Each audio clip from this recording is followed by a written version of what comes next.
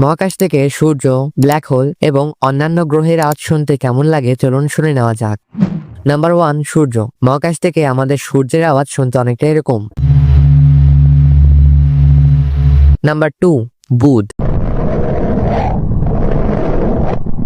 Number 3, শুক্র। Number 4, পৃথিবী। মহাকাশ থেকে আমাদের পৃথিবীর আওয়াজ কিছুটা এরকম। নাম্বার 5, মঙ্গল। নাম্বার 6, বৃহস্পতি, অর্থাৎ সৌরজগতের সবথেকে বৃহৎ গ্রহের আওয়াজ শুনতে অনেকটা এরকম। Number 7, Shani. Number 8, Uranus. Number 9, Neptune. আর সবার শেষে শুনুন ব্ল্যাক হোলের আওয়াজ কেমন হয়।